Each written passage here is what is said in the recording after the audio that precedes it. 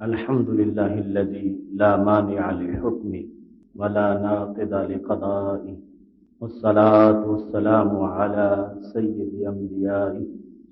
وسند أوليائه وعلى أحبابه المعارضين لأعدائه. أما بعد، فأعوذ بالله من الشيطان الرجيم. بسم الله الرحمن الرحيم. وما أدري ما يفعل بي ولا بكم، صدق الله العظيم وصدق رسوله النبي الكريم الأمين.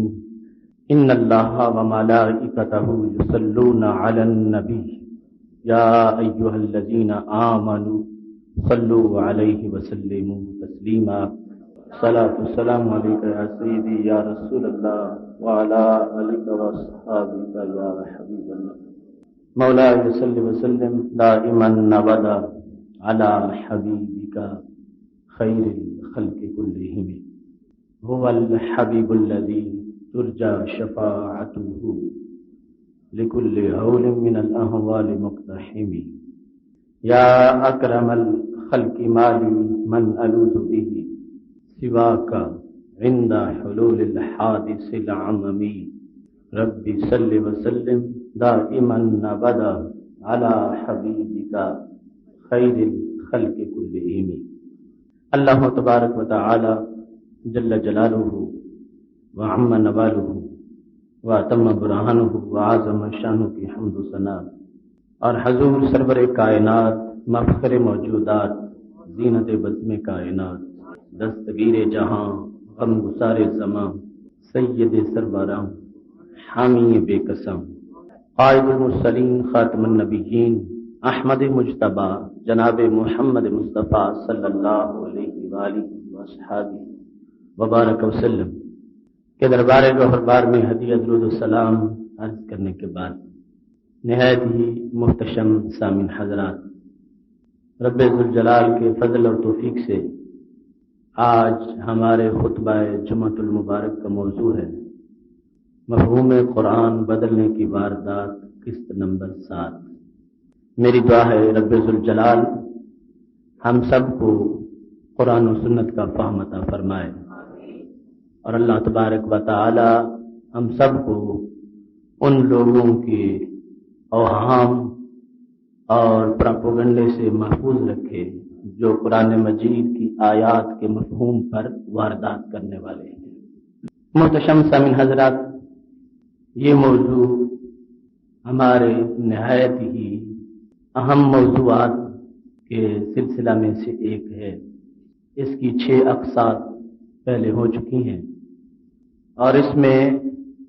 مرکزی نقطہ یہ ہے کہ قرآن مجید برہان رشید کی کچھ آیات کو غلط پس منظر میں پڑھا جاتا ہے اور پیش کیا جاتا ہے، اور ہم اس غلطی کی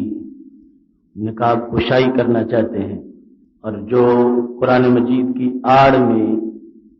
لوگوں کے اندر غلط نظریات پھیلائے جا رہے ہیں ان کا اللہ کی توفیق سے کلا کما کرنا چاہتے ہیں۔ آج ایک آیت کریمہ کے ایک حصے کے لحاظ سے گفتگو ہوگی۔ ایک اعتراض جو میرے پاس پہنچا تو میں نے یہ لازمی سمجھا کہ اس کے لحاظ سے پورا ایک موضوع رکھا جائے، تاکہ وہ جو کثرت سے اس کو پڑھا جاتا ہے اور اس سے غلط نظریات کو آگے بڑھایا جاتا ہے اس کو روکا جا سکے۔ تو یہ ہمارے دونوں سلسلوں سے منسلک موضوع ہے، مسئلہ علم غیب پر اعتراضات کے جوابات میں بھی، اور دوسرا مفہوم قرآن بدلنے کی واردات کے لحاظ سے بھی یہ اہم موضوع ہے۔ تو قرآن مجید برہان رشید میں رب کائنات جل جلالہ کا یہ فرمان ہے وما ادری ما یفعل بی ولا بکم، کہ رسول اکرم صلی اللہ علیہ وسلم کو یہ کہا گیا کہ آپ یہ کہہ دیں کہ میں نہیں جانتا جو میرے ساتھ ہوگا اور جو تمہارے ساتھ ہوگا۔ ما یفعل بی ولا بکم، سورہ احقاف کی یہ آیت کریمہ 26ویں پارے کے آغاز میں۔ اور دوسری طرف صحیح بخاری شریف میں یہ حدیث شریف ہے کہ جس وقت حضرت عثمان بن مظعون رضی اللہ تعالی عنہ کا وصال ہوا تھا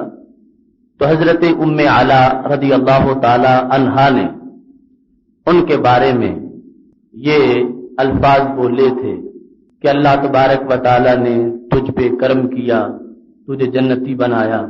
اس موقع پر رسول اکرم صلی اللہ علیہ وسلم نے ارشاد فرمایا واللہ ما ادری وانا رسول اللہ ما یفعل بی، کہ ام علا تم نے یہ الفاظ کیسے بولے؟ خدا کی قسم میں نہیں جانتا کہ میرے ساتھ کیا ہوگا، حالانکہ میں اللہ کا رسول صلی اللہ علیہ وسلم ہوں۔ تو یہ آیت کریمہ اور یہ حدیث شریف یہ ہماری گفتگو کا آج موضوع ہے، اور اس کا مفہوم اور مطلب جو کہ وحی الہی مطلوب ہو یا غیر مطلوب، یعنی قرآن مجید ہو یا سنت رسول صلی اللہ علیہ وسلم، اس کے لحاظ سے اس کا مفہوم سمجھنا یہ ہمارا آج کا سبق ہے۔ محتشم سامعین حضرات، میرے پاس یہ اعتراض پہنچا تو اس کی وضاحت اب آپ کے سامنے پیش کر رہا ہوں، نہایت ہی توجہ کے ساتھ اسے سننا اور اسے آگے پہنچا کر ہزاروں نیکیاں کمانا۔ محتشم سامعین حضرات، رسول اکرم نور مجسم شفیع معظم صلی اللہ علیہ وسلم کو جو خالق کائنات جل جلالہ نے ارشاد فرمایا وما ادری ما یفعل بی ولا بکم، کہ یہ فرما دو ان لوگوں سے میں نہیں جانتا میرے لیے کیا ہے اور تمہارے لیے کیا ہے۔ یہاں پر ابتدائی طور پر بات کے دو پہلو ہیں، ایک کا تعلق رسول اکرم صلی اللہ علیہ وسلم کی ذات کے ساتھ ہے اور دوسرا نبی اکرم صلی اللہ علیہ وسلم کی امت کے ساتھ ہے۔ ما یفعل بی یہ رسول اکرم صلی اللہ علیہ وسلم کی ذات کا معاملہ ہے، ولا بکم اور یہ آپ صلی اللہ علیہ وسلم کی امت کا معاملہ ہے۔ اور پھر اس پر جس انداز میں اس کو واردات کرنے والے پڑھتے ہیں تو وہ دو برے مقاصد کے لیے پڑھتے ہیں۔ ایک تو اس آیت کو اس پس منظر میں پڑھا جاتا ہے کہ تم اپنے نبی صلی اللہ علیہ وسلم کو شفیع سمجھتے ہو، مشکل کشا مانتے ہو،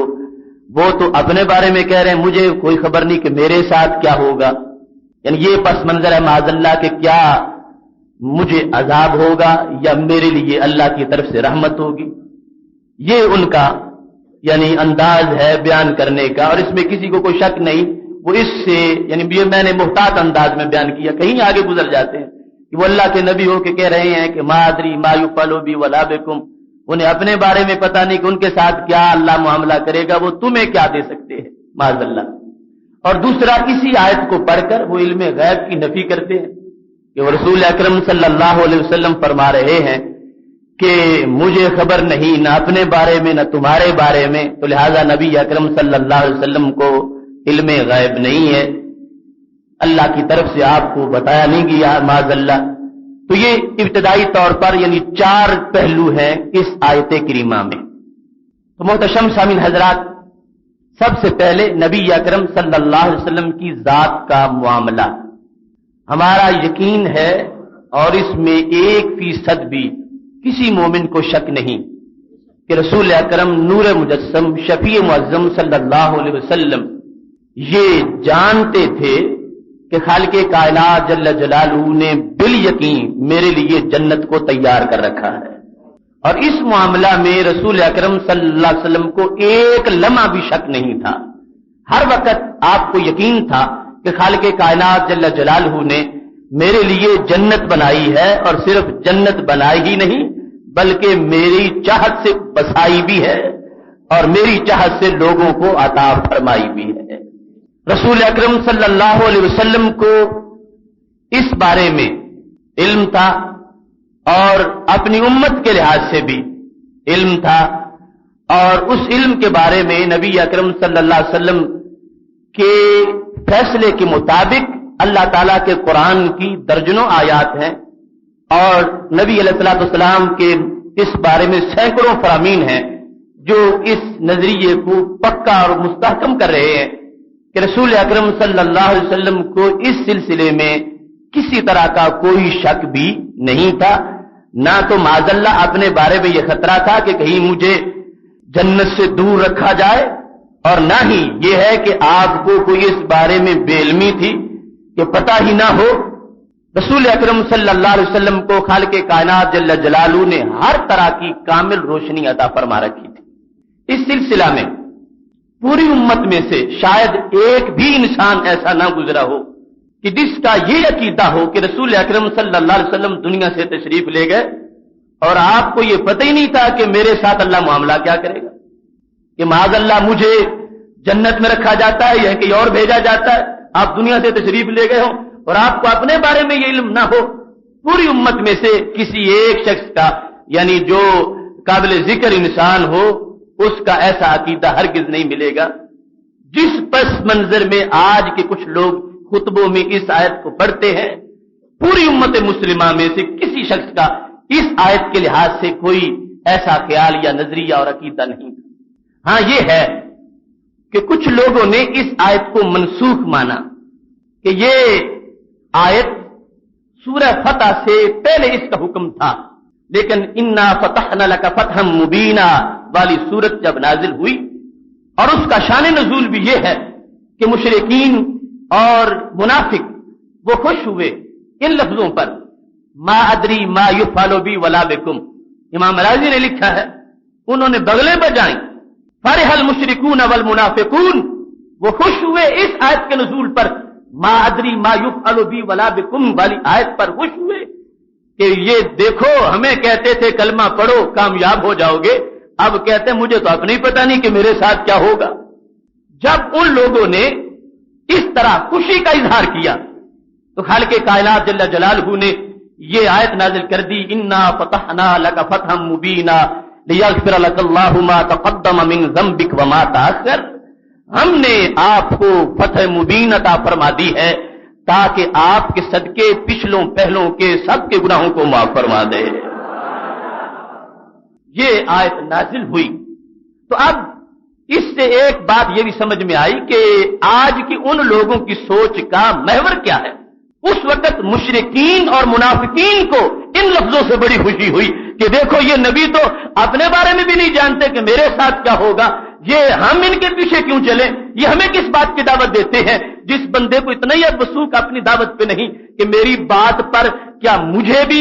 نجات ملے گی یا نہیں ملے گی، تو اس کی بات کو اور کون مانے گا۔ لہذا فرح المشرکون والمنافقون، وہ خوشی منا رہے تھے اس پر، اس آیت کے اس ظاہری مفہوم پر جس کو آج لوگ بات پیش کرتے ہیں۔ تو خالق کائنات نے آیت نازل کر کے ان کے منہ کو بند کر دیا کہ ایسا نہ سوچو، ہم نے ان کے صدقے اوروں کے گناہوں کو بھی معاف فرما دیا۔ یہ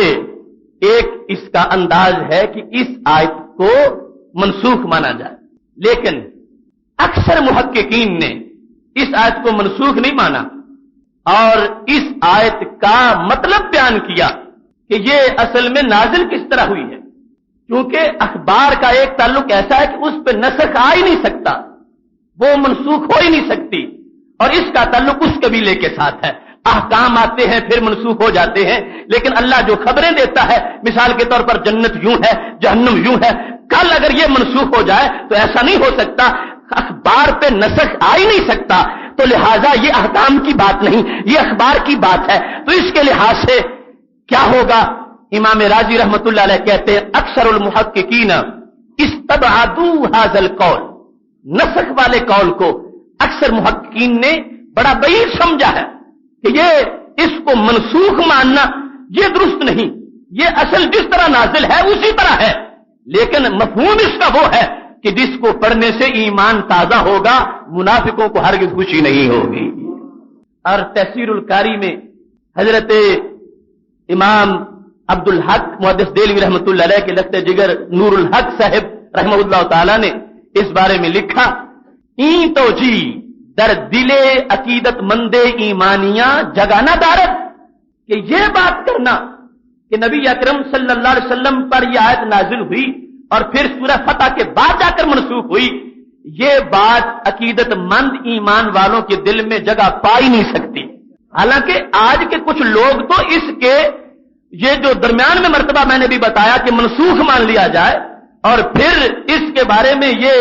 آوارہ لسانی نہ کی جائے کہ نبی علیہ السلام کو تو یہ بھی پتا نہیں تھا میرے ساتھ کیا ہوگا ان کے ساتھ کیا ہوگا، جب منسوخ ہو گئی تو اب اس کو بیان کرنے کا مطلب کیا ہے؟ یہ لوگ اس پس منظر میں بیان کرتے ہیں کہ محبوب علیہ السلام دنیا سے تشریف لے گئے اور پھر بھی پتا نہیں تھا، یہ امت میں کسی انسان کا عقیدہ نہیں تھا، کچھ محققین کا یہ عقیدہ بنا کہ یہ منسوخ ہے اور اس میں بھی انہوں نے شان بیان کر دی اس انداز سے کہ ایک قول ملتا تھا منافقین اور مشرکین کی خوشی کا، اللہ نے اس آیت سے ان کی اس خوشی کو ختم کیا اور ایمان والوں کی لذت کو میں اضافہ فرمایا۔ لیکن یہ جو محققین ہیں اس امت کے جمہور، ان کا یہ مسلک ہے کہ یہ آیت منسوخ نہیں ہے، اپنے حکم پر باقی ہے، لیکن اس کا مفہوم اتنا واضح ہے کہ جس کی ہر حرف سے تجلیوں کے آفتاب طلوع ہوتے ہیں۔ منسوخ کیوں نہیں؟ شرح بخاری میں تفسیر القاری کے اندر لکھتے ہیں، وہ کہتے ہیں اگر منسوخ مانو گے تو وہ سورہ فتح تو نازل ہوئی حدیبیہ کے بعد، صلح حدیبیہ جس وقت صحابہ واپس ہو رہے تھے اور دل میں یہ بات تھی عمرہ کرنے نکلے تھے اور عمرے کے بغیر ہی ہم چلے جائیں تو یہ کہیں ہماری شکست تو نہیں؟ تو اللہ نے فرمایا شکست نہیں، یہ تمہاری فتح مبین ہے، ہم نے اس میں فتح مکہ کا تم کو پیغام دے دیا ہے۔ تو اب امام نور الحق کہنے لگے اتنے سالوں تک رسول اکرم صلی اللہ علیہ وسلم کے بارے میں یہ مان لینا کہ ان کو خبر ہی نہیں تھی کہ میرے ساتھ کیا ہوگا، اس سے بڑا ایمان کے لیے، ہمارے ایمان کے لیے سکم اور بیماری کیا ہو سکتی ہے؟ لہذا ایک لمحہ بھی یہ نہیں مانا جائے گا کہ ہمارے نبی علیہ السلام کو کسی طرح اپنے بارے میں یا اپنے ماننے والوں کے بارے میں کسی طرح کا کوئی شک تھا، ایسی ایک گھڑی بھی نبی اکرم صلی اللہ علیہ وسلم کے اوپر نہیں گزری۔ اور ہمارے محبوب علیہ الصلوۃ والسلام پہلے دن سے یہ جانتے تھے اللہ نے مجھے بھی جنتوں کا مہمان بنایا ہے اور سب سے اونچی سیٹ میرے لیے ہے اور میرے ماننے والوں کو بھی جنتوں کا مہمان بنایا ہے۔ نسک کے قول پر 6 ہجری تک یہ ماننا پڑے گا، اس لیے اکثر محققین نے اس بات کو بھی پیچھے ہٹا دیا کہ شان رسالت کا تقاضا یہ ہے کہ ما ادری ما یفعل بی ولا بکم، اس کا مطلب وہ ہے کہ جس کی وجہ سے اعتراض بنتا ہی نہیں ہے، جس کی وجہ سے کوئی خرابی لازم آتی ہی نہیں ہے، نہ تو نبی علیہ الصلوۃ والسلام کی شان مشکل کشائی کے لحاظ سے اور نہ ہی علم غیب کے لحاظ سے اس کا واضح ترین مفہوم ہے جس کو خالق کائنات جل جلالہ نے دیگر آیات کی روشنی میں بیان فرما دیا ہے۔ امام رازی نے جب اس پہ بحث کی تو 3 دلائل پیش کرتے ہوئے انہوں نے کہا اس کو منسوخ نہ مانو، یہ ابھی بھی باقی ہے، لیکن مطلب اس کا سمجھو۔ مطلب کیا ہے؟ فرمانے لگے بالیقین جب نبی اکرم صلی اللہ علیہ وسلم دوسروں کو کہتے تھے میں اللہ کا نبی ہوں تو یقیناً یہ بات تو جانتے تھے کہ میں نبی ہوں، دوسروں کو جب دعوت دے رہے تھے اس سے پہلے خود اپنے نبی ہونے سے واقف تھے، اور جو نبی ہوتا ہے اس سے گناہوں کا صدور نہیں ہوتا کہ جس کی وجہ سے وہ جہنمی بن جائے۔ تو رسول اکرم صلی اللہ علیہ وسلم جس وقت سیدنا صدیق اکبر رضی اللہ تعالی عنہ کو دعوت ایمان دے رہے تھے اس وقت ساتھ یہ اعلان کر رہے تھے کہ صدیق اللہ نے میرے لیے جنت بنائی ہے، اگر میرا دامن پکڑو گے تمہیں بھی جنت مل جائے گی۔ اس واسطے امام راضی رحمۃ اللہ علیہ کہتے ہیں سرکار صلی اللہ علیہ وسلم کا نبی اپنے آپ کو ماننا اور جاننا یہی اس بات کی دلیل ہے کہ جو نبی ہوتا ہے وہ مغضوب نہیں ہوتا، وہ معذب نہیں ہوتا، وہ جہنمی نہیں ہوتا، وہ گناہگار نہیں ہوتا، وہ جنتوں کا وارث ہوتا ہے، جنتیں بانٹتا ہے۔ لہذا محبوب اکرم صلی اللہ علیہ وسلم کا اوروں کو یہ دعوت دینا کہ مجھے نبی مان لو، یہی اس بات کی دلیل ہے کہ آپ کو اس قدر پختگی تھی اس بات کے اندر کہ جو نبی ہوتا ہے ہرگز اسے آخرت کے بارے میں یہ بے علمی نہیں ہوتی، بلکہ اتنا علم روشن ہوتا ہے کہ اس کی زبان کے لفظ سے اوروں کے یقین کے سمندر بھی آباد ہو جاتے ہیں۔ دوسرے نمبر پر امام راضی رحمۃ اللہ علیہ نے یہ دلیل دی کہ لوگوں دیکھو تو صحیح، مقام نبوت سے مقام ولایت نیچے ہے، مقام نبوت اونچا ہے، تو ولیوں کے بارے میں جب یہ قرآن کہے الا ان اولیاء اللہ لا خوف علیہم ولا هم یحزنون، کہ اللہ کے ولیوں تمہیں کوئی خوف نہیں، تمہیں کوئی حزن نہیں، جس قرآن نے ولیوں کے خطرے مٹا دیے ہیں اور انہیں سرٹیفکیٹ دے دیا ہے اگر تم مقام ولایت پر فائز ہو گئے ہو تمہیں کوئی حزن کوئی خوف نہیں ہے۔ جو محبوب علیہ الصلوۃ والسلام اپنی زبان سے قرآن کی تلاوت کرتے ہوئے ولیوں کو جنت کے سرٹیفکیٹ دے رہے تھے، معذاللہ اپنے بارے میں یقین نہیں تھا کہ مجھے کیا ملے گا؟ امام راضی کہنے لگے جب قرآن کی آیت واضح کر رہی ہے کہ اللہ کے اولیاء کے لیے جنت ہے تو انبیاء کے بارے میں یقیناً جنت کا اعلان کیا جا چکا ہے۔ تیسری دلیل کہتے ہیں اللہ فرماتا اللہ عالم حیث یجعل رسالتہ، لوگوں اللہ زیادہ جانتا ہے کہ وہ اپنی رسالت کہاں رکھے گا، تم اپنی طرف سے امیدوار نہ بناؤ۔ جس طرح کے مشرکین مکہ نے عروہ بن مسعود رضی اللہ تعالیٰ عنہ کو جب وہ حالت کفر میں تھے رسالت کا امیدوار بنایا ہوا تھا، لولا نزل هذا القرآن على رجل من القريتين عظیم، اے اللہ قرآن کو نازل کرنا تھا تو اس عروہ بن مسعود پہ نازل کرتا۔ تو اللہ نے فرمایا اللہ عالم حیث یجعل رسالتہ، تم مجھے مشورے نہ دو، میں جانتا ہوں کہ میں نے جہاں نبوت رکھنی ہے میں نے ازل سے ان کو منتخب کر رکھا ہے کہ ان کے قریب نہ اعلان نبوت سے پہلے اور نہ ہی اعلان نبوت کے بعد داغ عیسیاں نہیں آئے گا، وہ پہلے بھی ان باتوں سے بچے رہیں گے جو جہنمی بننے کا سبب بنتی ہیں، اعلان نبوت کے بعد بھی ان باتوں سے بچے رہیں گے جو جہنمی بننے کا سبب بنتی ہیں۔ تو خالق کائنات جل جلالہ نے یہ آیت نازل کر کے بیان یہ کیا ہے کہ لوگوں میں رسالت دیتا ہی ان کو ہوں جن کو پہلے نمبر پہ جنتی بناتا ہوں۔ اللہ عالم حیث یجعل رسالتہ، فرمایا جب یہ قرآن اعلان کر رہا ہے اس نے واضح کر دیا ہے، اور یہ تو جن لوگوں تک یہ آیات پہنچی ان کو بھی خبر ہو گئی کہ جائے کہ جس سینے پہ اترا ہے ان کو خبر نہ ہو، یقیناً رسول اکرم نور مجسم شفیع معظم صلی اللہ علیہ وسلم اس بات کو جاننے والے ہیں کہ خالق کائنات جل جلالہ نے ان کے لیے کس قدر کی جنتیں آباد کر رکھی ہیں۔ یہ تین دلائل ان کے ہیں، اور اگر قرآن مجید برہان رشید کی آیات کے اندر تدبر کیا جائے تو کثیر دلائل ہیں اس بارے میں کہ رسول اکرم نور مجسم شفیع معظم صلی اللہ علیہ وسلم صرف اپنے بارے میں ہی نہیں اپنی امت کے بارے میں بھی واقف ہے۔ اپنے بارے میں ان کی شان کیا ہے؟ خالق کائنات فرماتا وَلَقَدْ سَبَقَتْ كَلِمَتُنَا لِعِبَادِنَا الْمُرْسَلِينَ إِنَّهُمْ لَهُمُ الْمَنْصُورُونَ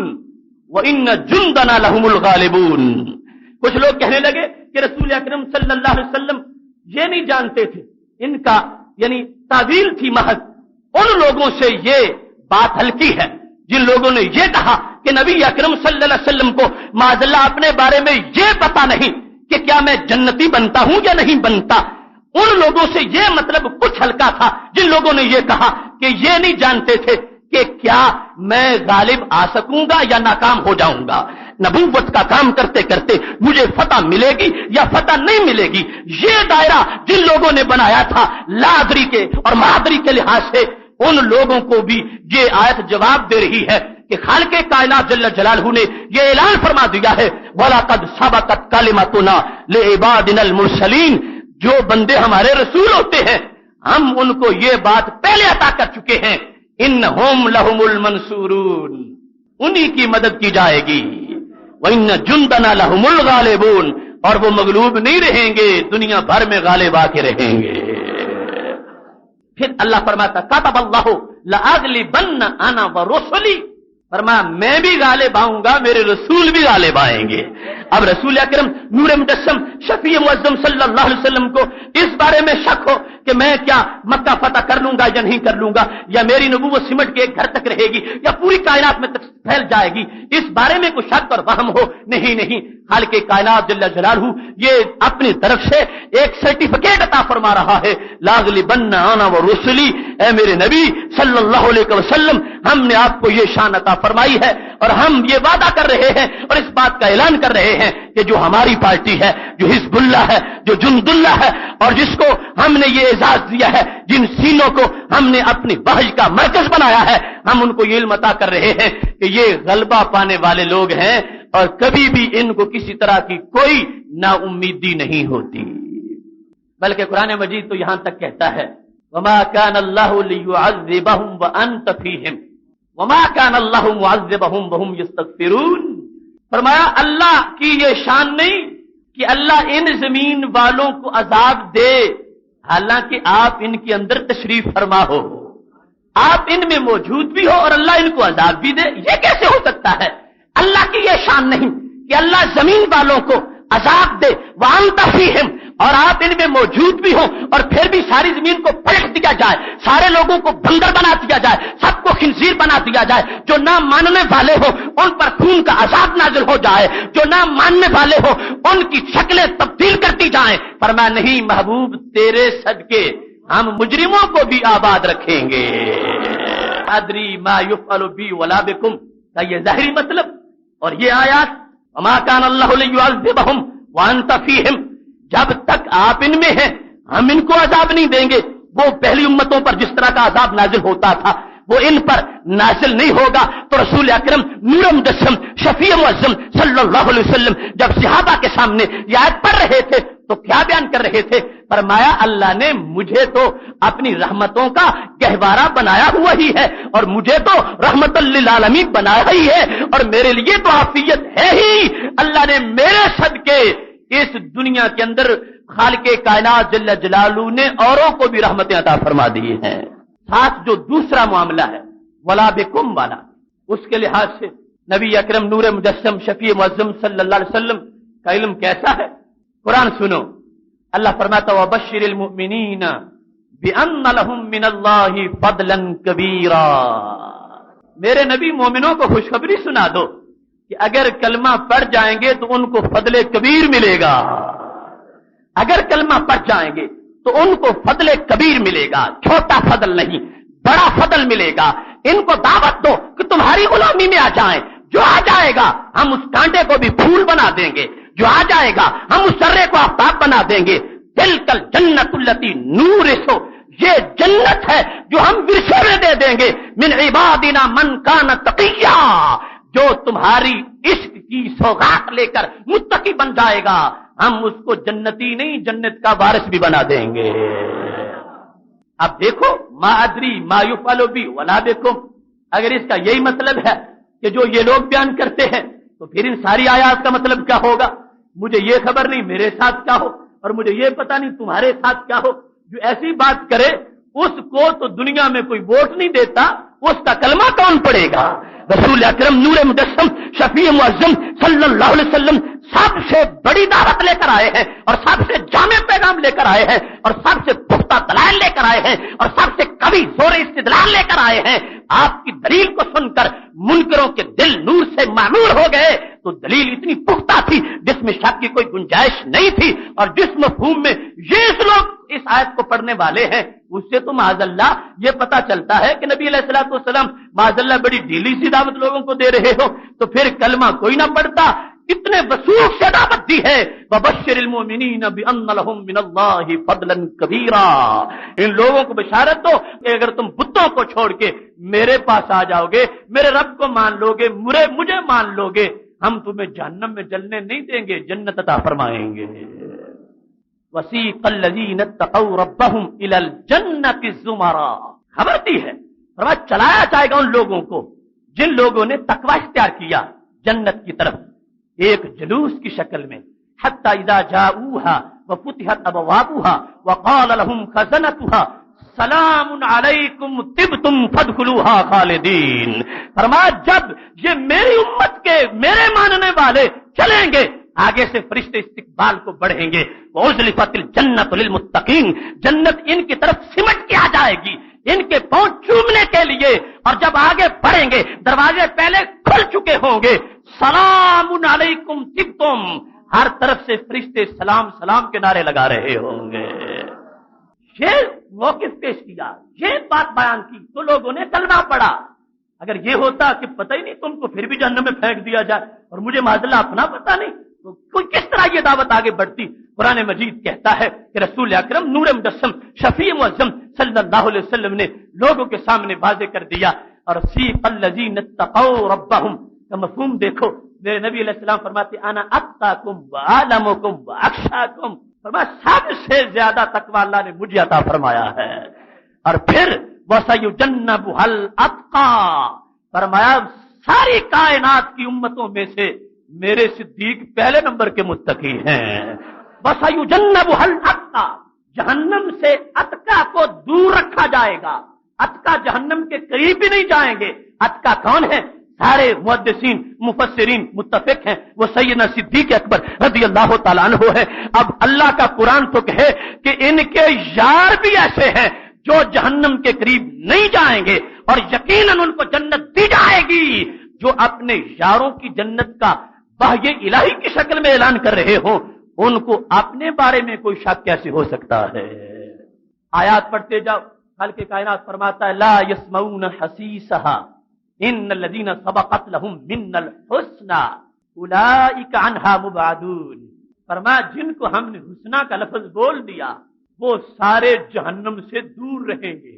سارے جہنم سے دور رہیں گے۔ سب کے بارے میں بیان کیا، اپنے بارے میں نہیں، سب کے بارے میں۔ فرمایا جن کو ہم نے حسنہ کا وعدہ کر لیا ہے وہ لا يسمعون حسیسها، صرف یہ نہیں کہ جہنم میں نہیں داخل ہوں گے، صرف یہ نہیں کہ ان کو جہنم سے کچھ دور رکھا جائے گا، فرمایا وہ سینکڑوں میل دور جہنم کی آواز پہنچے گی، مگر ہم حسنہ والوں کو اس سے بھی دور رکھیں گے، ان کو جہنم کی آواز نہیں آئے گی، ہم جہنم سے ان کو دور رکھیں گے اور ان کو جنت کا مہمان بنائیں گے۔ تو ان ساری آیات نے اس بات کو واضح کیا کہ یہ نہ سمجھو کہ ہمارے نبی علیہ السلام کو یہ پتہ ہی نہیں تھا کہ میرے ساتھ کیا ہوگا، مجھے کیا دیا جائے گا، میرے ساتھ معاذ اللہ جو وہ عذاب کے لفظ بولتے ہیں اور جہنم کے لفظ بولتے ہیں اور بے خبری کے لفظ بولتے ہیں۔ قرآن مجید کی سینکڑوں آیات اس کا رد کرتی ہے اور اس بات کو واضح کر رہی ہے کہ ایسا ماننا نبی علیہ الصلوۃ والسلام کے بارے میں بندے کو دائرہ ایمان سے دور کر دیتا ہے۔ مومن وہ ہے جو ہر لمحہ اس بات کو ماننے والا ہے کہ خالق کائنات جل جلالہ نے ان کو اپنے بارے میں بھی اور اپنے ماننے والوں کے بارے میں بھی علم عطا فرما رکھا ہے۔ اب دیکھیے خالق کائنات جل جلالہ ارشاد فرماتا ہے لیدخل المؤمنین والمؤمنات جنات تجری من تحتها الانہار خالدین فیہا ویکفر عنہم سیئاتہم وکان ذلک عند اللہ فوزا عظیما۔ فرمایا دیکھو ہم ان کو داخل کریں گے باغات میں، مومنین کو بھی مومنات کو بھی، اور ان کے لیے فوز عظیم ہے، ان کے لیے فضل کبیر ہے، ان کو ہم بہت زیادہ عطا فرمائیں گے۔ تو یہ مسلسل قرآن مجید برہان رشید کی آیات ہیں جو اس بات کو واضح کر رہی ہیں کہ خالق کائنات جل جلالہ نے رسول اکرم نور مجسم شفیع معظم صلی اللہ علیہ وسلم کو اپنے بارے میں بھی روز ازل سے اور جب سے نور پیدا کیا یہ تعلیمات دے رکھی ہے، اور جب آپ اعلان نبوت فرما رہے تھے پہلے امتی کو جب دعوت دی ہے اس کو ساتھ سرٹیفکیٹ بھی دیا ہے، اگر مان جاؤ گے تو میں تمہارے لیے جنت کا بندوبست کر دوں گا۔ یہ آیات ہیں جو صرف میں نے ایک جھلک پیش کی۔ احادیث سنو رسول اکرم صلی اللہ علیہ وسلم کی، یہ حدیث وہ لوگ بھی بیان کرتے ہیں کہ جس بندے نے مجھے ضمانت دے دی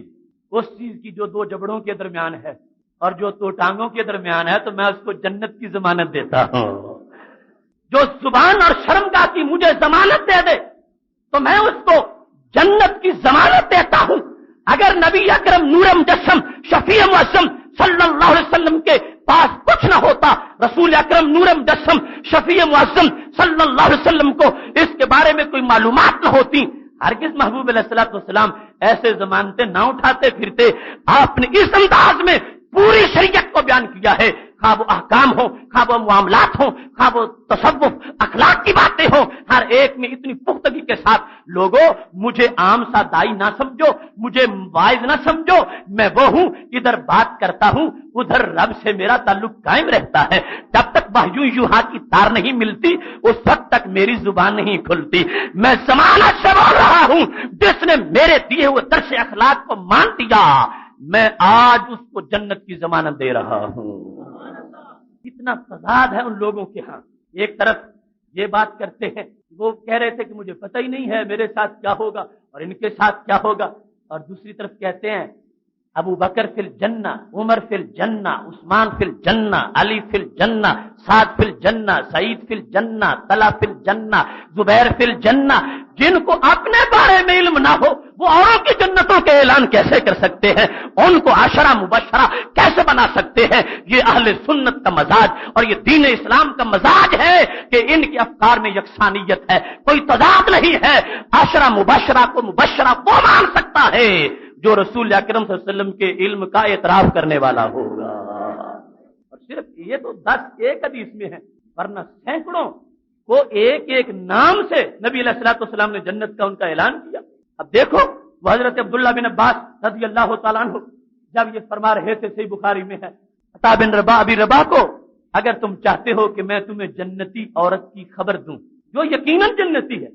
ویسے تو سارے صحابہ فی الجنہ ہیں، لیکن یہ فرمایا جن کی جنت کے اب فیصلے ہو چکے ہیں اور نبی علیہ الصلوۃ والسلام نے سرٹیفکیٹ دے دیے ہیں، میں تمہیں بتاؤں ان کے بارے میں؟ تو عطا بن ابی رباح کہنے لگے بتا دو۔ فرمایا ھذہ امرأۃ سودا، یہ سیاہ رنگ والی عورت یہ یقیناً جنتی ہے۔ فرمایا کیسے؟ فرمایا میں نے جنتی بنتے اس کو دیکھا، قربان جاؤں ان کے عقیدے پہ۔ ما ادری ما یفعل بی ولا بکم والی آیت ابن عباس نے بھی پڑھی ہوئی تھی، جن کو مفسر بارگاہ رسول کہا جاتا ہے صلی اللہ علیہ وسلم، جن کے بارے میں خالق کائنات جل جلالہ نے علم و حکمت کے سمندر ان کے دلوں میں بھر دیے تھے۔ وہ حضرت عبداللہ بن عباس رضی اللہ تعالیٰ عنہ کہنے لگے میں جانتا ہوں کہ یہ آئی تھی ہمارے نبی علیہ السلام کے پاس، میں بیٹھا ہوا تھا، انہوں نے کہا تھا کہ میں عورت ذات ہوں، اسرع و اتکشف، مجھے مرگی کا دورہ پڑتا ہے تو میں گرتی ہوں تو میرا سطر ٹھیک نہیں رہتا، کتنی میری ذلت ہوتی ہے۔ فدع اللہ ان یعافینی، اللہ سے دعا کر دو یہ بیماری دور چلی جائے۔ تو وہ ایک چیز مانگنے آئی تھی، میرے نبی علیہ السلام نے دو میں سے ایک دینے کا اعلان کر دیا۔ میرے کریم سے گر قطرہ کسی نے مانگا، دریا بہا دیے ہیں، دروے بہا دیے ہیں۔ فرمایا ان سے صبر ولکل جنہ، اگر چاہو تو صبر کرو بیماری پر، تمہارے لیے جنت کا فیصلہ آج کرتا ہوں، اور اگر چاہتی ہو تو میں دعا کر دیتا ہوں بیماری دور ہو جائے گی۔ ان شئت صبرت ولکل جنہ، تو وہ کہنے لگی اصبرو، میں صبر کرتی ہوں، آپ جنت عطا فرما دیں۔ اس وقت کی عورتیں بھی اتنا فہم تھا ان کو قرآن مجید کے علوم پر، حضرت عمر رضی اللہ تعالیٰ عنہ کو ممبر پر ایک عورت نے روک لیا کہ تم حق مار کی جو معین مقدار کو بیان کر رہے ہو، تم نے قرآن نہیں پڑھا، وہاں تو قنطار کا لفظ ہے جو ڈھیر کو کہا جاتا ہے، اور تم کہتے ہو زیادہ سے زیادہ 200 درم دیا جائے، زائد نہ کیا جائے۔ حضرت عمر رضی اللہ تعالیٰ عنہ کہنے لگے مرد نے غلط کہا، عورت نے صحیح فیصلہ کر دیا۔ یہ حال تھا ان خواتین کا۔ اب جس وقت انہوں نے دیکھا کہ نبی علیہ الصلوۃ والسلام یہ فیصلہ فرما رہے ہیں، آج دریائے رحمت جوش میں ہے، بیماری تو یہ چند دنوں کی ہے، چند مہینوں کی ہے، پتہ نہیں کل موت آ جائے، لیکن جنت تو دائمی ملے گی۔ تو کہنے لگی جنت دے دو۔ اب جس ماحول میں قرآن اترا، انہوں نے تو یہ نہیں کہا کہ ما ادری ما یفعل بی ولا بکم، کا مطلب یہ ہے نبی کو تو اپنی خبر نہیں، ہمیں جنت کیسے دے سکیں گے؟ وہ یہ بات کہہ سکتی تھی کہ یا رسول اللہ صلی اللہ علیہ وسلم، جب تمہیں اپنے معاملے کا پتہ نہیں کہ میرے ساتھ کیا ہوگا تو مجھے جنت دینے کا اعلان کیسے کر رہے ہو؟ نہیں، ان کی ہاں مفہوم قرآن پر واردات نہیں تھی، ان کی ہاں ہر لمحہ پہ رحمتوں کی سوغات موجود تھی۔ جس وقت انہوں نے دریا رحمت جوش میں دیکھا ہے، فرمایا اصبرو، صبر کروں گی، مجھے جنت عطا فرما دو۔ اب آگے حدیث شریف میں جو الفاظ لکھے ہوئے ہیں ان کے لحاظ سے میں اپنی طرف سے نہیں بیان کرتا۔ کوئی کہے گا کہ یہ تو صرف بات تھی، پتہ نہیں جنت ملے گی یا نہیں ملے گی، یہ محض نبی علیہ السلام نے فرما دیا تھا، ہو سکتا ہے نہ ملے، لیکن میں کہتا ہوں ابن عباس سے تو فیصلہ کرواؤ، بخاری شریف میں ہے، انہوں نے یہ لفظ سنے تو عقیدہ کیا رکھا، اپنے شاگرد عطا کو کہنے لگے اگر تم نے یقیناً جنتی خاتون کے بارے میں جاننا ہے تو یہ جنتی ہیں۔ ان کا عقیدہ یہ ہے کہ رسول پاک صلی اللہ علیہ وسلم نے ان کو جنت دے دی ہے، جنت کا اعلان کر دیا ہے، ورنہ بعد میں جا کے جنتی بننا، اس میں اس عورت کی خصوصیت کیا تھی؟ وہ تو ہزاروں تھی، دیگر بھی موجود تھی جن کے فیصلے بعد میں جنت کے ہونے تھے۔ یہ حضرت عبداللہ بن عباس رضی اللہ تعالیٰ عنہ جو بیان کر رہے ہیں، اور خود اس عورت نے جو سمجھا ہے حدیث کے لفظوں سے واضح نظر آ رہا ہے، وہ یہ ہے کہ خالق کائنات جل جلالہ نے رسول اکرم صلی اللہ علیہ وسلم کو یہ شان عطا فرما رکھی ہے، جب چاہتے ہیں جس کے بارے میں جنت کا فیصلہ فرما دیتے ہیں۔ اب دیکھیے اس بات کو آگے بڑھانے سے پہلے اب یہ تو آپ کے ذہن میں آ گیا، آیات بھی سینکڑوں ہیں اور احادیث ہزاروں ہیں جو اس مفہوم کو رد کرتی ہیں، جس میں آج کچھ لوگ اس آیت کو پڑھتے ہیں، اور جو شخص اس کو اس مفہوم میں پڑھتا ہے آج کہ رسول اکرم صلی اللہ علیہ وسلم دنیا سے تشریف لے گئے اور اس وقت تک آپ کو پتہ ہی نہیں تھا کہ مجھے میرے ساتھ کیا ہوگا، معاذ اللہ مجھے جنت ملے گی یا نہیں، اس شخص کے نزدیک ذرہ بھر بھی ایمان کی تجلی نہیں، وہ بالکل مکمل اندھیرے میں ہے۔ اور امت کے اندر کسی مومن کا ایسا عقیدہ نہیں گزرا کہ جس نے نبی اکرم صلی اللہ علیہ وسلم کے بارے میں یہ خیال رکھا ہو۔ کچھ لوگوں نے وہ حدیبیہ کے آیت کے نزول کے لحاظ سے اس بات کو سمجھا، لیکن پھر بھی وہ یہ یقین رکھتے تھے کہ ہمارے نبی علیہ الصلوۃ والسلام کو پتا تھا کہ خالق کائنات جل جلالہ نے ان کے صدقے پہلوں پچھلوں کے سب کے گناہ معاف فرما دیے ہیں۔ اور یہ جمہور امت کا یقین ہے کہ یہ آیت اپنے مفہوم پر موجود ہے، یہ منسوخ نہیں ہوئی، اور اس پر یہ ساری آیات جو میں نے پڑھی ہے وہ اس بات پر دلالت کر رہی ہے کہ جس مطلب میں دونوں جزوں کے لحاظ سے رسول اکرم صلی اللہ علیہ وسلم کی معاذ اللہ جو وہ مجبور سی شخصیت پیش کرتے ہیں کہ اپنے بارے میں بھی پتہ نہیں تھا، ان کو بار بار کہہ رہے تھے میں جانتا نہیں ہوں، مجھے پتہ ہی نہیں ہے، علم بھی نہیں ہے، اور یہ ایسی صورتحال مستقبل میں ان کے ساتھ پیش آنے والی ہے، وہ کسی کو کیا بچائیں گے۔ یہ جو جن دونوں مفہومات کے لحاظ سے وہ واردات کرتے ہیں، یہ ساری آیات اور ان کے علاوہ جو میں نے نہیں پڑھی بہت سی، وہ ان کے اس مفہوم کو مکمل طور پر اول سے لے کر آخر طور پر غلط ثابت کر رہی ہیں، اور صحیح مفہوم اس کا وہ ہے جو خود یہ آیت بھی بولتی ہے اور اس کے ساتھ سارا قرآن بھی بولتا ہے۔ ما ادری ما یفعل بی ولا بکم، امام بیضاوی رحمۃ اللہ علیہ نے لکھا، اس کا مطلب واضح ہے۔ کیا فرمانے لگے؟ رسول اکرم صلی اللہ علیہ وسلم کو اللہ نے علم اجمالی دیا اور وہ ساری آیات میں اس کا ذکر موجود ہے، اور یہاں نفی علم کی نہیں، علم تفصیلی کی ہے۔ مثال کے طور پر رسول اکرم صلی اللہ علیہ وسلم کو یہ پتا ہے جنت میں میرا سب سے اونچا مقام ہوگا، یہ تفصیل پتا ہے کہ جنت میں سارے پیغمبروں کے درجے مجھ سے نیچے ہوں گے، صدیق، شہید، صالحین، اتقیاء اور زہاد سب کے مرتبے میرے نیچے ہیں۔ ہم کروڑوں سال بھی بیان کرتے رہے، ہم وہ بات بیان نہیں کر سکتے جتنا مضمون نبی علیہ السلام کو خبر ہے اپنے بارے میں کہ قیامت میں مجھے کیا ملے گا، لیکن پھر بھی ملے گا اتنا جو کسی حد میں آتا ہی نہیں ہے، وہ بیان کر دیا۔ مادری، میں نہیں جانتا کہ اللہ کتنے کتنے کرم قیامت کو مجھ پر کرنے والا ہے۔ ما ادری ہے بالتفصیل، میں نہیں جانتا، ہر اس تفصیل کے لحاظ سے، کیونکہ وہ باتیں کچھ ایسی ہیں جو خالق کائنات جل جلالہ اسی وقت ان کا القاء کرے گا، اسی وقت ظہور کرے گا۔ یہ ساری تفصیلیں موجود ہیں کہ ارشاد فرمایا تھا۔ اب یہ بھی کوئی نہ سمجھے کہ یہ جو تم خود مان رہے ہو اجمالی ہے، تو اجمالی تو تھوڑا سا ہوتا ہے۔ میں یہ بتا دوں جو ان کے لحاظ سے اجمالی ہے وہ ہوتا ہے جو سمندروں سے بھی بڑا ہوتا ہے۔ اجمالی کا ہمارے لحاظ سے مطلب اور ہے، اور نبی علیہ السلام کے لحاظ سے مطلب اور ہے، اور تفصیل کی نفی کی جا رہی ہے، ورنہ جامع ترمذی میں ہے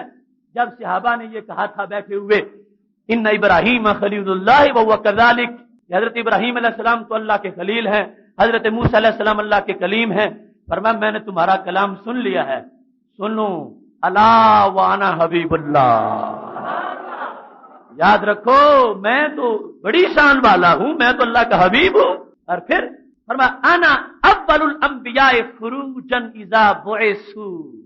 قیامت کے دن اپنے روضہ سے سب سے پہلے میں نکلوں گا۔ وآدم فمن دونہ تحت اللواء، حضرت آدم علیہ السلام سے لے کر حضرت عیسیٰ علیہ السلام تک ہر نبی میرے جھنڈے کے نیچے ہوگا۔ وقائدہم اذا وفدوا، فرمایا جب سارے حسین چہرے سج جائیں گے، خلیل بھی ہوں گے، کلیم بھی ہوں گے، مسیح بھی ہوں گے، نجی بھی ہوں گے، صالحین بھی ہوں گے، شہداء بھی ہوں گے، اولیاء، اوتاد، اغیاء سب جب اکٹھے ہو جائیں گے، اس وقت قیادت میں کر رہا ہوں گا۔ وَخَطِيبُهُمْ إِذَا أَنصَتُوا، جب اللہ کے دربار میں ہم جائیں گے کوئی نہیں بول سکے گا، تقریر میں کروں گا۔ جب سب کو پیاس لگے گی پانی میں پلاؤں گا۔ ہزار مفہومات جاننے والے ہیں، ہماری سوچ تو ان تک بھی نہیں جا سکتی۔ یہ اجمال کا مطلب ہے کہ خالق کائنات جل جلالہ ان کو اتنا دینے والا ہے، اتنا عطا کرنے والا ہے کہ محبوب علیہ السلام کو فرما دیا لوگوں میں اس تک نہیں پہنچ سکتا جو خالق کائنات مجھ پہ لامحدود کرم فرمانے والا ہے۔ کیونکہ ہمارا عقیدہ کہ رسول اکرم صلی اللہ علیہ وسلم کا علم جتنا بھی ہے محدود ہے، صرف اللہ تعالیٰ کا علم غیر محدود ہے۔ نبی اکرم صلی اللہ علیہ وسلم کے محدود کے لفظ پر بھی کسی کو یہ نہ پڑے یہ لفظ سرکار کے بارے میں لفظوں کا مطلب بدل جاتا ہے۔ محدود کا لفظ لوح محفوظ کا علم کتنا ہے؟ لوح محفوظ ومن علومک علم اللوح والقلم، امام بصیری کہنے لگے تمہارے علوم میں سے لوح کا بھی علم ہے، قلم کا بھی علم ہے. اب لوح اس پر جو کچھ ہے ہمارا خیال صدیوں تک بھی ان علوم کا احاطہ نہیں کر سکتا، لیکن بالآخر لوح کی حد ہے، لوح محدود ہے، اور ہمارے اللہ کا علم لوح میں بند نہیں، اس سے کہیں زیادہ ہے. تو لہذا رسول اکرم نور مجسم شفیع معظم صلی اللہ علیہ وسلم کو اتنا کچھ عطا کر رکھا ہے کہ ہمارا خیال تو اس تک بھی نہیں جاتا، لیکن جو پیچھے اللہ کی اپنی معلومات ہیں ان کے بارے میں اللہ جو کچھ دینے والا ہے، فرمایا مجھے پتا نہیں کہ اللہ کیا کیا کرم مجھ پہ فرمانے والا ہے. اب اس مقام پر دیکھو کتنا واضح مفہوم ہے، اور اس کو بغض کی وجہ سے سمیٹا جا رہا ہے، اور اتنی آیات کی مخالفت کی جا رہی ہے، اتنی احادیث کی مخالفت کی جا رہی ہے.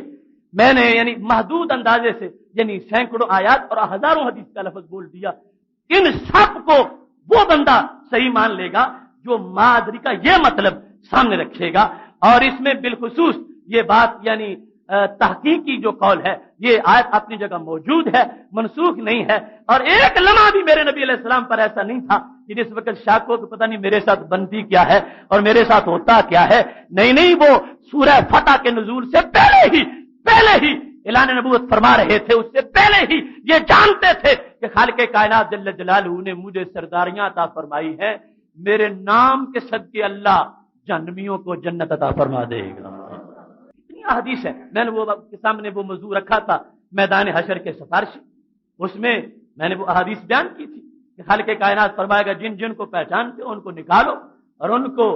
جنت میں لے جاؤ، اور وہ لوگ جن کو محبوب علیہ السلام ایک مٹھی بھر کے جنت میں پہنچائیں گے سارے جسم ان کے جل چکے ہوں گے جہنم میں، اور پھر ان پہ ابر کرم برسے گا تو چمکنا شروع ہو جائیں گے. حدیث شریف میں آتا ہے ان لوگوں کو جنتی جہنمیون کہیں گے. ہوں گے یہ جنت میں لیکن ان کا نام جہنمی پڑ جائے گا کہ سب سے آخر جہنم سے نکل کے جائیں گے. تو اس حد تک رسول اکرم نور مجسم شفیع معظم صلی اللہ علیہ وسلم کا ابر کرم برسنے والا ہے. اور یہ ہے قرآن مجید کا مفہوم جس کو یہ آیت بیان کر رہی ہے، اور سارا قرآن جس کی صداقت پہ گواہی دے رہا ہے. باقی اس کے ساتھ ولا بکم، تمہارے ساتھ کیا ہوگا اس سلسلہ میں جو اجمالی علم ہے ہمارے خیال سے وہ بھی باہر ہے. ہمارے موضوعات گزر گئے، نوازشات جنت، جنت کا ماحول، جنت اور دیدار الہی، اس طرح کے سارے موضوعات میں وہ صرف احادیث ہیں جن کو یہ بیان کیا گیا کہ نبی اکرم نور مجسم شفیع معظم صلی اللہ علیہ وسلم نے تفصیل سے بیان کیا ہے کہ جس وقت جنت تک پہنچو گے 2 چشمے ہوں گے ہر دروازے کے ساتھ. ایک سے جنتی غسل کریں گے اور دوسرے سے پانی پئیں گے. جب پانی پی لیں گے اندر کی غلاظت نکل جائے گی، اور جب وہاں سے غسل کریں گے فرمایا لن تغیر ابشارہم ولن تشأس اشعارہم، اس کے بعد کبھی بالوں کی کنگھی ماند نہیں پڑے گی اور کبھی جلد پہ میل نہیں آئے گا. اس طرح کی چمک ہوگی کہ جنت میں داخل ہو رہے ہوں گے. میرے نبی علیہ السلام نے فرمایا قد 60 گز ہوگا اور 9 گز سینہ چوڑا ہوگا، اور دل حضرت ایوب علیہ السلام والا ہوگا، اور چہرہ حضرت یوسف علیہ السلام والا ہوگا، اور گلے میں غلامی نبی علیہ السلام کا پٹا ہوگا. نورہم یسعی بین ایدیہم، آگے پیچھے نور دوڑ رہا ہوگا. سلام علیکم طبتم کے نعرے لگ رہے ہوں گے. نور آنکھوں میں تو چہروں پہ اجالے ہوں گے، مصطفیٰ والوں کے انداز نرالے ہوں گے. یہ بھی ہے کہ جو کچھ لفظوں میں بیان ہو سکتا تھا وہ میں نے کیا، اور وہ بھی جس حد تک تم پہنچ سکے اپنی سوچ کے مطابق تم نے سمجھا. یہ ہر ایک کی کیا مجال ہے کہ نبی علیہ السلام کے لفظ کی آخری تہ تک سب کچھ حاصل کر لے. ہر ایک نے جو سمجھا تم نے اپنی سوچ کے مطابق، اور میں نے بیان کیا وہ کچھ حصہ کسی نے سنا کچھ کسی نے سنا، اور سارا مجموعی طور پر بھی جو بیان ہوا یہ اس ولا بکم کے لحاظ سے میں نے کچھ بیان کیا. باقی جو کچھ بعد میں آنے والا ہے وہ ہے ہی ایسا جس کو لفظوں میں بیان کیا ہی نہیں جا سکتا. وہ ایسی چیزیں ہیں، اور اس انداز سے رسول اکرم نور مجسم شفیع معظم صلی اللہ علیہ وسلم نے واضح کر دیا. یہ تھی صورتحال جس کو مجرموں نے معاذ اللہ شان گھٹانے کے لیے پڑھا، حالانکہ اللہ نے تو شان بڑھانے کے لیے نازل کیا تھا. وہ حبیب پیارا تو عمر بھر کرے فیض و جود ہی سر بسر، ارے تجھ کو کھائے تپے سکر تیرے دل میں کس سے بخار ہے. یہ بیماری والی باتیں ہیں۔ نبی اکرم نور مجسم شفیع معظم صلی اللہ علیہ وسلم کی شانوں کے بارے میں دل میں دکھ ہونا، چہرے کی روشنی جو ہے اس کا بھلے روشنی تو ہے ہی نہیں، اندھیروں میں اضافہ ہو جانا، یہ سارے معاملات جو ہیں یہ بد باطنی کی ہیں۔ مومن کی شان ہے اس وقت بھی خوش ہوتا تھا، آج بھی آیات کو سنتا ہے تو چہرے پہ بہار آ جاتی ہے۔ ما ادری ما یفعل بی ولا بکم۔ اب ساتھ وہ حدیث بخاری شریف ہے تو اس بارے میں تفسیر القاری میں یہ الفاظ موجود ہیں۔ پہلی بحث کا ایک حصہ عمدۃ القاری کے اندر بھی تھا، تو امام نور اللہ کہنے لگے این حرف صادر از محض مقام اب خلوص ابدیت کہ رسول اکرم صلی اللہ علیہ وسلم نے جو ان کے بارے میں فرما دیا، عثمان بن مظعون کے بارے میں، صرف عاجزی کے اظہار کے لیے، صرف عاجزی کے اظہار کے لیے، اور اس بات کے لیے کہ جب میں یہ کہوں گا تو اور بندے اپنی زبانیں احتیاط سے چلائیں گے، خواہ مخواہ کسی کو خوشخبریاں نہ دیتے رہیں کہ فلاں اس طرح ہے فلاں اس طرح ہے، کیونکہ یہ معاملات غیب کے ہیں، عام لوگوں کو بولنے کی اجازت نہیں ہے، عام لوگ اس بارے میں نہ بولیں، لہذا رسول اکرم نور مجسم شفیع معظم صلی اللہ علیہ وسلم نے احتیاط کے طور پر، چونکہ اس وقت ایسا جملہ سامنے آ گیا تھا، اس کے جواب میں یہ کہہ دیا، ورنہ اپنے طور پر بولنے پہ آئے تو ہر جزئی کو صحابہ کے سامنے بیان فرما دیا۔ جب حضرت ام حارثہ رضی اللہ تعالیٰ عنہ نے پوچھا تھا کہ میرا بیٹا کہاں ہے، جنت میں ہے یا دوزخ میں؟ اگر جنت میں ہے تو پھر صبر کرتی ہوں، اور اگر جہنم میں ہے تو پھر رونے کی تو اجازت دے دو۔ بدر میں وہ شہید ہوئے تھے حضرت حارثہ، تو میرے نبی علیہ السلام نے اب اس موقع پہ یہ نہیں کہا کہ یہ کسی کو کوئی نہ بتائے، چونکہ وہ کسی نے بتایا تھا، نبی کی زبان کا یہ مقام ہے کہ وہ بیان کریں، ام علا کا یہ مقام نہیں ہے کہ وہ خوشخبریاں سنائیں۔ اگر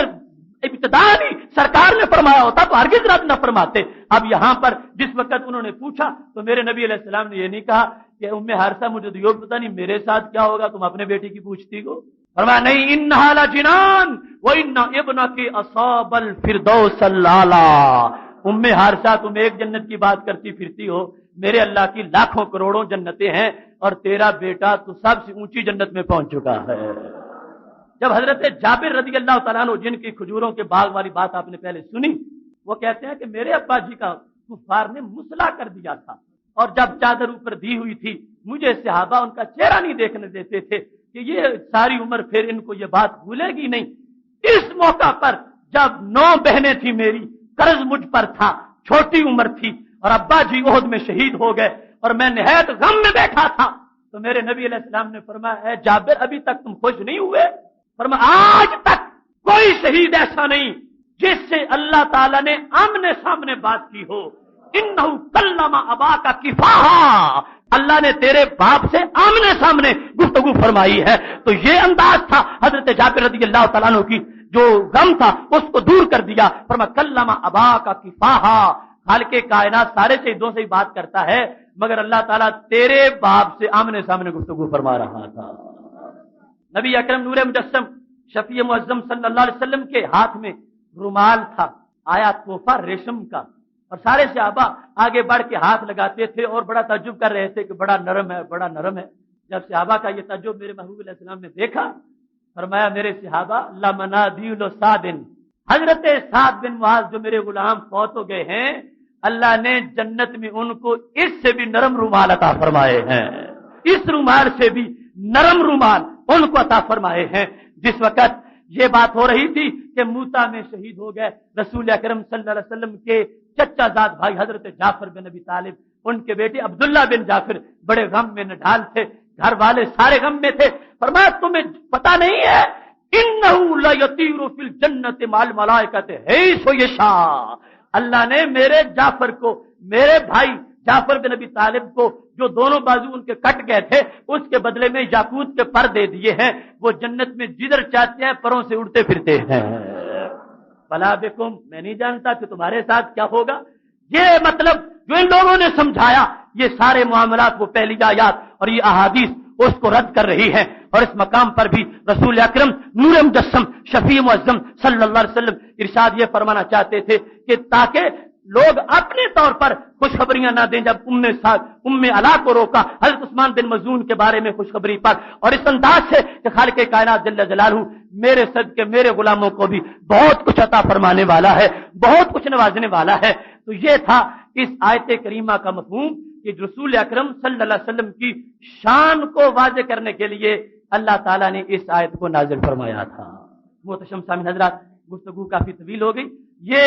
اس کا ایک پس منظر اور ایک جھلک، اور جو پوری امت کا اتفاقی عقیدہ ہے، کسی کو اس میں اختلاف نہیں، اور یہ ایمان ہے اور یہ یقین ہے، اور یہ وہ بات ہے جو رسول اکرم صلی اللہ علیہ وسلم نے اپنے صحابہ کو بتائی تھی۔ میں اس پر گفتگو کو ختم کر رہا ہوں اس بات کے ساتھ کہ جو شخص اس اجتماع میں حالت شک میں آیا تھا، اللہ اس کے شک کو یقین میں تبدیل فرمائے، اور جو پہلے اصحاب یقین ہیں خالق کائنات جل جلالہ ان کے یقین میں مزید اضافہ فرمائے، اور پھر اس بات کو آگے پہنچاؤ، اور یہ دیکھو کہ کتنا ظلم ہو رہا ہے قرآن مجید کے مفہوم پہ، ایک آیت کو لے کر اس کا پس منظر بدل کے، اب ترجمہ تو میں نے بھی یہ کیا، لیکن پس منظر اس کو انہوں نے بدل کے ساری آیات کے مفہوم کا رد کیا۔ جتنے بھی آیات دیگر میں نے پڑھی ہے، احادیث پڑھی ہے، لیکن اہل سنت کو اللہ نے وہ شان عطا فرمائی ہے کہ کہیں بھی کوئی تضاد نہیں ہے، اللہ تعالیٰ نے یکساں یقین ہر آیت کے لحاظ سے عطا فرمایا ہے، اور اس میں رسول اکرم نور مجسم شفیع معظم صلی اللہ علیہ وسلم کے جو علوم کا سلسلہ ہے، انشاءاللہ وہ ابھی چونکہ ہمارا موضوع جاری ہے، اللہ تبارک و تعالی ہمیں سمجھ کر آگے پھیلانے کی توفیق عطا فرمائے۔